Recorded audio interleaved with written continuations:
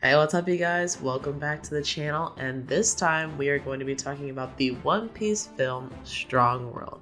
Now, I do have a little bit to read you guys just to make sure I get the details correct on why you should go see this and why this month is very special for One Piece. So, One Piece will air its 1000th episode November 20th on Funimation. So to celebrate this milestone, Toei Animation and Fathom events will present One Piece film Strong World as a special two-night, let me repeat that, only 2 nights, dos, theatrical event on November 7th, dubbed, and on November 9th, subbed. So let me repeat that again. On November 7th, you can see the movie dubbed in select theaters near you, and on November 9th, you can see the movie subbed. And this is all going to be in US theaters. So this will be the first ever US theatrical release for the 10th movie in the franchise. Moviegoers will also experience the US premiere of the One Piece Mugiwara Chase featurette. So, if you want the chance to be a part of a historical event in the One Piece franchise, especially if you're a big fan, then I would take the time to figure out where there's a showing near you and just to go see a really fun movie. So, without giving any spoilers, I have to say that I was really impressed by this movie in a lot of ways, and I had a lot of fun. I am very new to the One Piece franchise, as in, I've only seen 100 episodes or so, which is so crazy to think that the series is so long that you're still considered new after 100 episodes. That's insane to me. But even without having the knowledge of, a lot of the other episodes that are in the series, I was still able to enjoy the movie. I was, more importantly, able to still understand what was going on. And I've gotten a feel for characters that I'll see later down the line that I'm now looking forward to getting to in the series. And One Piece fans will know that something that's unique to this franchise is the fashion and the different outfits that the crew gets to wear for different events and different special episodes and things like that. And they don't skip out on this movie either. So if you're a One Piece fashionista, or you just really enjoy the fashion and the designs, you are definitely going to love the designs in this movie. So to give a quick synopsis on the movie, this movie is about Luffy trying to get back his navigator Nami from the pirate Shiki the Golden Lion. Shiki the Golden Lion is fresh out of jail, just escaped the Impel Down prison, and as he's navigating the seas, he sees that, now Nami's got some skills.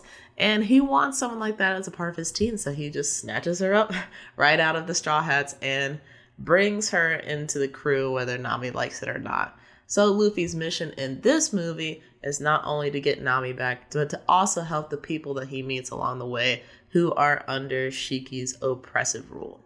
Now, this part isn't a spoiler, which I will be getting to, but I do have to mention this because it just immediately made me rewind, which I was able to do. You guys won't be able to do in theaters. But, so they introduce Shiki. They're like, Shiki, the Golden Lion, one of the most fierce pirates to sail the seas. And they're talking about how he's in the prison Impel Down and how he was able to escape. And he was so determined to leave the prison that he actually cut off his own legs. And you see later on, a few seconds later, that he actually attached swords where his, basically from the knee down, where his calves and stuff used to be. And oh, this man's crazy. This man is crazy, and he is determined. Though that's a scary combination for a villain. So if that doesn't tell you anything about Shiki, then you're gonna enjoy this film. But I know some people are gonna be like, Jamie, I kind of want to know a little bit more about the movie. Can you give me some spoilers?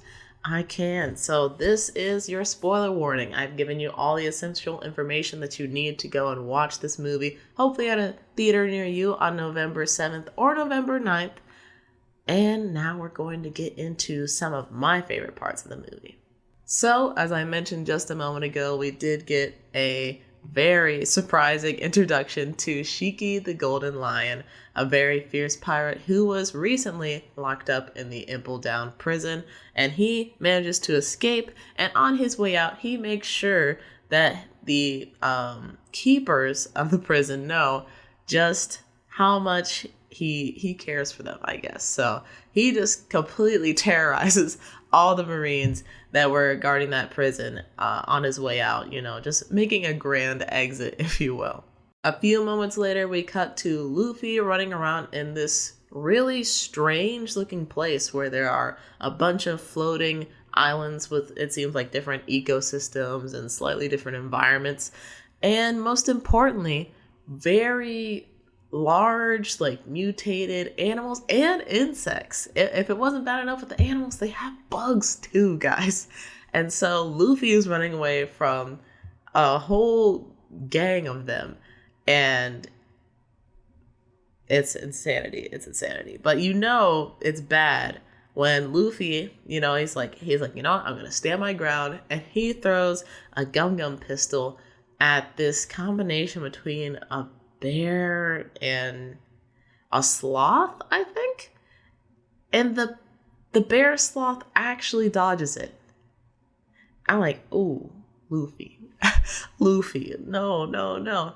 So he dodges it. Luffy's like, dang, these animals are tough. And I'm like, yeah, they are tough. And I think the bear sloth actually hits him too. But don't worry, a gum giant pistol was able to take the bear sloth out. So Luffy doesn't get taken out at the beginning of the movie. No way, not Luffy. But that was just insane to see that, like, these animals really do pose a threat. Like, they aren't the main bad guys of this, but they are definitely contenders. We then get to see some of the other Straw Hats that will be featured in this movie, such as Frankie, Nico Robin, Brooke, Sanji, Usopp, Chopper, Zoro, and Nami. I did want to mention that because I know the roster just changed from season to season, especially later on. I haven't gotten far enough to meet Frankie or Brooke and have like an official introduction, but now I'm very much so looking forward to getting to know them in the series because they were a lot of fun in this movie. So as we're ending on the last character introduction, which is Nami, we get to a scene where Nami is swimming in a pool in what seems like a somewhat normal situation, just girl going out for a swim. But it turns out that this is actually a part of her prison, which, if I might add, not a bad place to be imprisoned, but it's a part of her prison where Shiki is keeping her for the moment. So this story does start in the middle, and then as we kind of understand what's going on, we get some of the background information. But before that, I do have to mention when Shiki approaches Nami and you see their first interactions on screen. Oh, it's so hilarious. I was taken aback. I was confused. I was delighted. I could not remove my eyes from the screen. Basically, Shiki comes out with Dr. Indigo and Scarlet, which is this Dr. Indigo is a scientist that's also dressed as a clown, and Scarlet is basically just this really big gorilla. So all three of them come out and just perform a dance number out of nowhere. They're just like, beginning of the movie, we need to give people something to keep them awake. This is it. And they just come out with this dance number and performed quite well, I might add. Nami wasn't feeling it though, and I can't blame her, they're against her will, but under different circumstances, I think Nami would have enjoyed it too. So after Shiki works out those happy feet, he does stop and talk to Nami and say, hey, see, you're swimming. You must be adjusting, like things aren't so bad. You should officially join my crew now. Nami's like, nah, not going for it. And after a little bit of back and forth, we do get that backstory where we finally go to the beginning of the story, which is 1 week earlier than the current events that we were watching at the beginning of the movie. And we see that Nami, Luffy, and the rest of the crew are talking about what's happening in the East Blue, and it looks like islands are just getting completely wiped off the map, and they don't know what's going on. So, of course, most of the crew being from the East Blue, they're like, we need to do something. Let's put our adventure on pause, and go back to the East Blue to make sure our families are okay, and see if there's anything that we can do. And just as they are getting into those details, Nami senses a change in the pressure where it's actually getting lower. So she knows that a cyclone is coming and it's going to be arriving very quickly. So she tells Luffy to turn to the left. And as they're doing that, they also come across Shiki, which at this point in the story was for the first time. And Shiki has this huge ship that looks like it's sitting on top of a big island, basically. So part of Shiki's power, because he also has eaten a devil fruit, is that he can make things float, and he can also make himself float, but he can't make other people float. So of course, Luffy, being the kind of naive person that he is, just tries to flag Shiki down, like, hey, and now he's like, okay, well, I guess we're doing this. So Shiki sends down a dial so that he can talk with them, and Nami says, hey, there's a cyclone coming. You need to turn to port, I believe she says, which is to the left. And so Shiki gets the message, and he asks his own navigators, like, is this true? Is there a cyclone coming? Because it doesn't look like there's any kind of storm. I'm like, no, I don't know what she's talking about. We're all good. And then literally seconds later, the storm shows up. And one thing that I find interesting about Shiki's character is just for one thing, his presence, because he seems so much larger than life. Of course, he is a big dude, so that does help with his stature and all. But just his personality, his confidence, he's like, okay, my navigator said this, so obviously they must be correct. And then there are moments where I'm just like, what is this dude on? He's insane. Because when the storm is coming, there are these dark clouds that appear in the sky. He goes, an afro? Which is so rare. I didn't even catch it the first time that I watched it that he said that. And the second time, I'm like, wait, what? So that was kind of funny. And also, earlier on when Scarlet was not officially introduced, but we do see Scarlet for the first time on screen, there's like a little bit of an exchange between Shiki, Dr. Indigo, and Scarlet. And at some point, actually this happens multiple times in the film, Shiki looks at Scarlet, he's like, Grandma? And so it's like, Indigo repeatedly asks him, like, is your family made of like gorillas or something? Like, why do you keep doing this? And I don't know, it's just a quirky little thing about him, I guess. But moving back to the storm, Shiki sees the storm is coming, so he directs a person guiding the ship to turn to port, and then executes the lead navigator, as you do when they're incorrect. And then he actually goes to greet the Straw Hats himself and says, thank you for helping me out, because that would have been bad if we had gone into that storm. Which one of you is the one that made that message? So Nami's like, yeah, that was me. It's no problem, just helping out, I guess. And at first, Shiki's trying to be all buddy-buddy, like, oh, you guys are talking about the East Blue. Yeah, it's like some terrible things happening there. I can help you guys get there if you want. I have the power to make things float. You could get there really quick and then, like, come right back. And they're like, oh, that would be awesome. And just after they make those very interesting travel plans, Shiki quickly kidnaps Nami. Like, once they get to his main set of, like, floating islands, which is called Merville, that's when the kidnapping happens. And then he scatters the rest of the Straw Hats to various different islands that make up Merville, so they have to try and find their way back to each other and find their way back to the Sunny. Now, something that I really liked about this movie, and One Piece, the anime just does a great job with this in general, so it was nice to see this continue in the movie, is the use of perspective. I think that's something that not very many anime, especially anime that are coming out now, do, is use a lot of different, like, extreme perspectives, and also just gives you a chance to absorb the environment, but also see how the character moves through that environment, navigates that environment, and their size and scale compared to other things. And I think this movie in particular, Strong World, really accentuates that, because there are these huge, like, humongous animals and insects that are dangerous to everyone in the crew.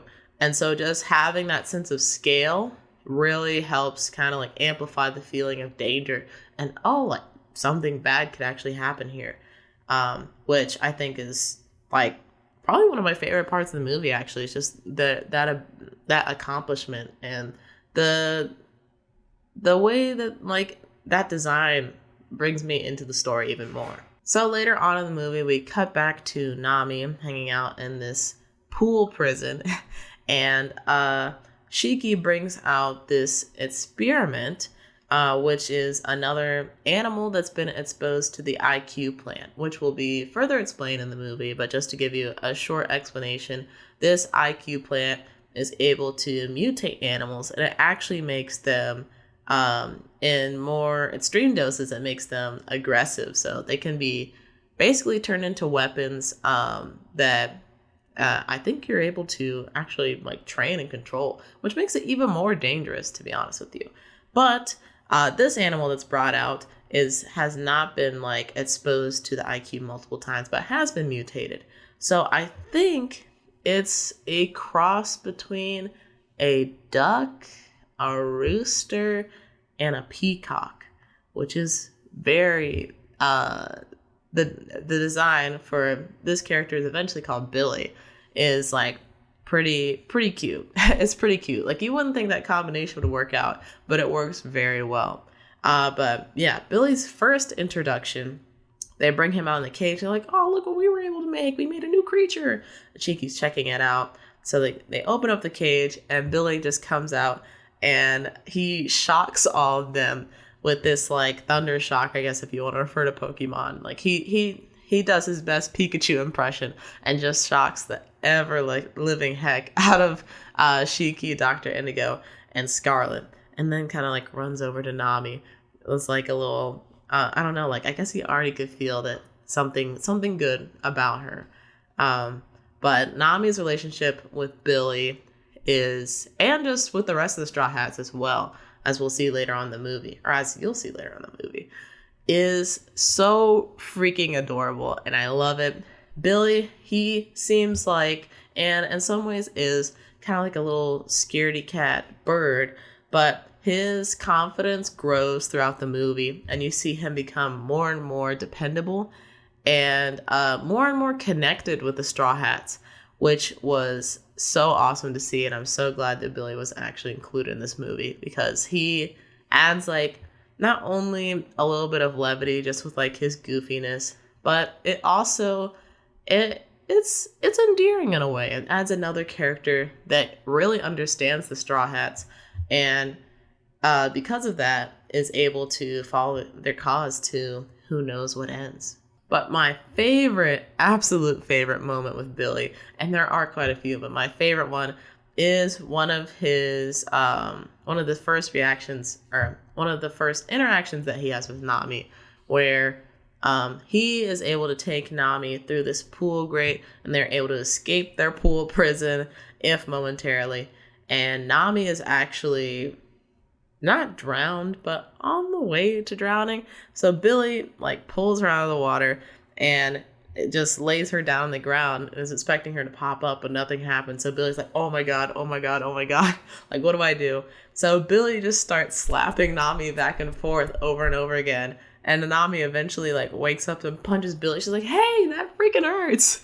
And One Piece just does those, like, moments, those, like, from serious to, like, really funny moments so well, and I absolutely love it. It was great.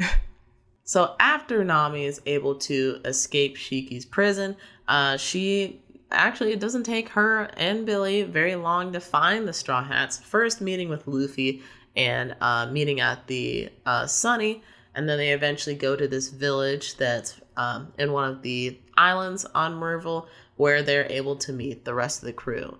Except for Frankie, Nico Robin, and Brooke, I believe. They meet up with the crew later on in the movie.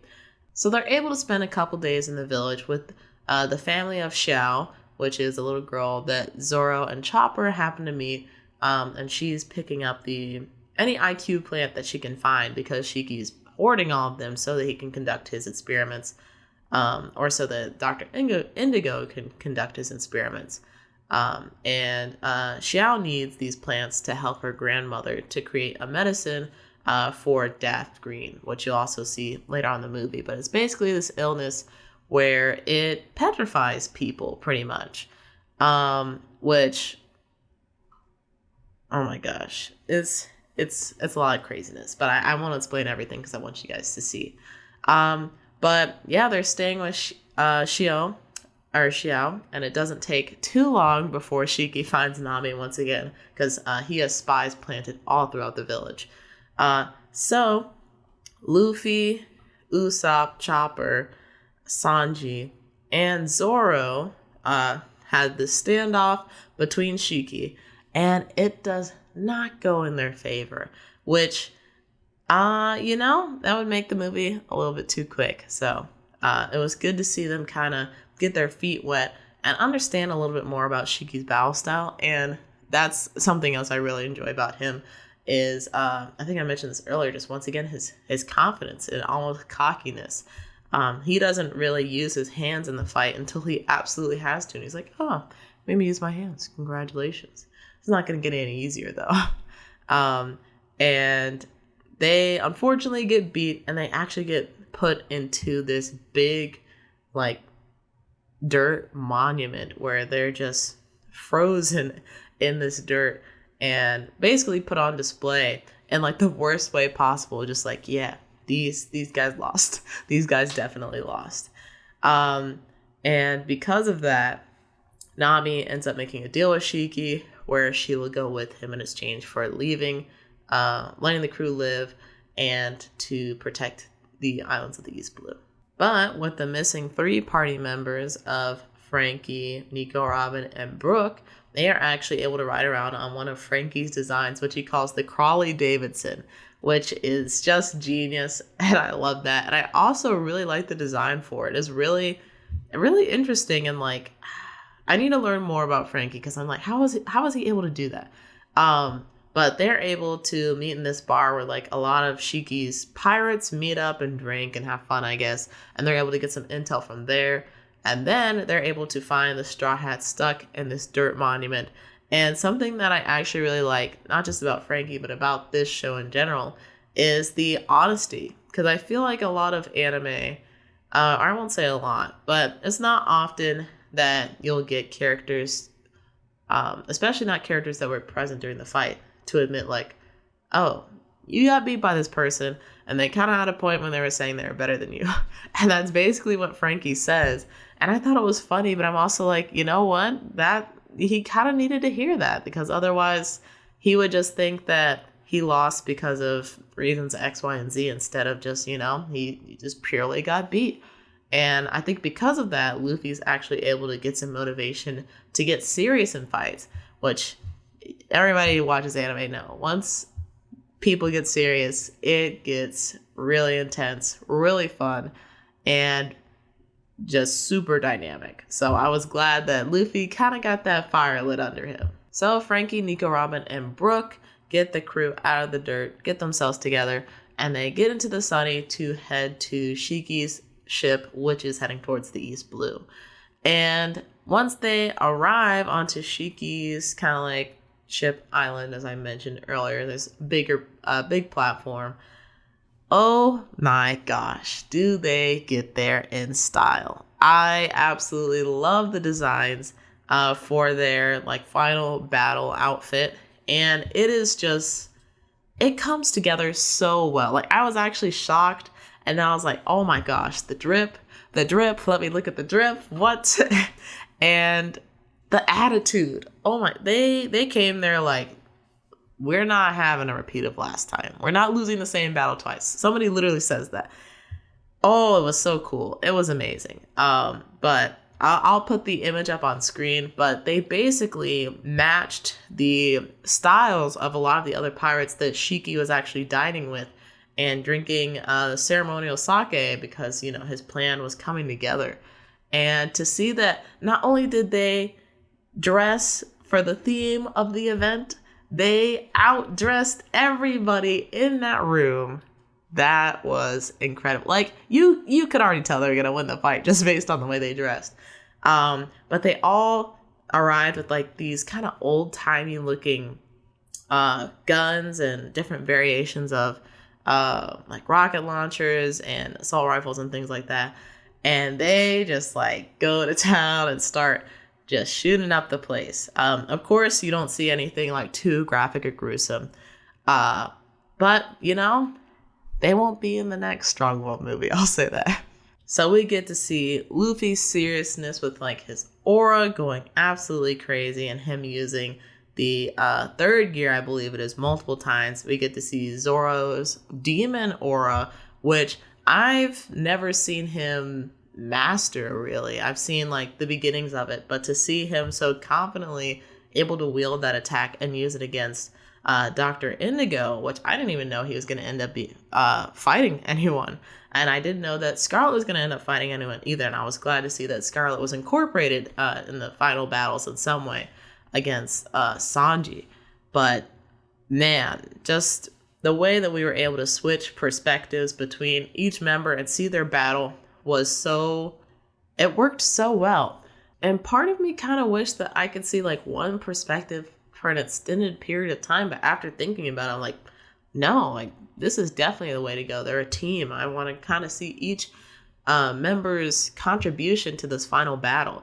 And the way that it was done was masterful. Just the sequences between each character.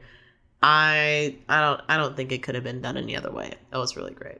And after having this back and forth battle with Shiki over the period of like 20, 25 minutes maybe, we finally get to the breaking point where it's either Luffy's gonna lose or Shiki's gonna lose. So Luffy takes the power of lightning. He doesn't ride it. The lightning rides him. And he's able to harness it and use it to defeat Shiki. And just the animation in that part and the weight that you feel of like Luffy's huge leg just coming down on Shiki, that was unmatched. That was one of the best animation sequences in the movie, one of the best fight sequences, definitely one of like the highest emotional moments. It was a sight to behold, and I can't wait for you guys to see it. Speaking of things being impactful, though, I completely forgot to mention this. I don't even know how, but Usopp has some of the most impactful performances in this movie, and I just really enjoyed his interactions between the Straw Hats, between Shiki. It was just great. And the English VA, Sonny Strait, I think his best performance overall in this movie is when the Straw Hat crew gets encapsulated in that dirt structure. And Shiki is telling Nami, like, you can make this all stop. Just join my crew. And Usopp, with the very little consciousness that he has left, says, like, Nami, like, don't be stupid. You know this isn't what Luffy would want you to do. And just the way that he says it and the way that Sonny Strait's able to deliver those lines is... Ooh, it gave me chills. It was really, really good. And you see that towards the end of the movie as well, where Usopp is handling himself really, like, as someone who got to see, I won't say cowardly Usopp, but not Usopp at his greatest, at his full potential, where he was still kind of playing a little bit of make-believe. To see him in this movie, I'm like, oh my gosh, Usopp grew so much, and I really, really need to get back to the show so I can see some of this growth, because what a guy he's shaped up to be. Him and Chopper, especially as a team, they're just great. But yeah, the ending battle with just big leg Luffy, I'll call it. That final attack was so cool, and just to see that he made it out in the end and was even able to work with Billy and coordinate a lot of attacks with Billy in this final battle, just puts the cherry on top of the cake, or ice cream, I guess. You don't normally put cherries on top of cake. Y'all know what I mean. But that pretty much wraps up the movie. Although there are some interesting things happening in the credits, stay till the end of the credits to see a scene. I won't talk about it here. You'll just have to see it in theaters. But it really wraps up the story very well, and you won't regret it. I like to give a huge thanks to Funimation and Toei Animation for for giving me the ability to screen this movie early and once again just get to learn more about the Straw Hats, which I'm glad I got the opportunity to, but also to be a part of this really cool event. So you guys, once again, the 1000th episode of One Piece will be airing November 20th on Funimation, and then you can check out the movie One Piece film Strong World November 7th when it's going to be dubbed in theaters, and November 9th when it will be subbed in theaters, select theaters in the US. But yeah, please, if you're a One Piece fan, you don't want to miss this. It was definitely a lot of fun, and it's gonna be worth it no matter what. So enjoy it, enjoy your One Piece month, and I hope you guys enjoyed this video, enjoyed this review. If you did, make sure to hit the like button and subscribe so that way these videos can make their way into your inbox, take power away from that YouTube algorithm, and tell it I want these videos in my inbox now. But yeah, once again, thank you to Funimation and Toei Animation, as well as Geek Vibes Nation for helping coordinate to make sure that this was possible. I hope you all have a nice Eating Warrior night. Warriors, enjoy it, and I will see you all in the next video. Bye!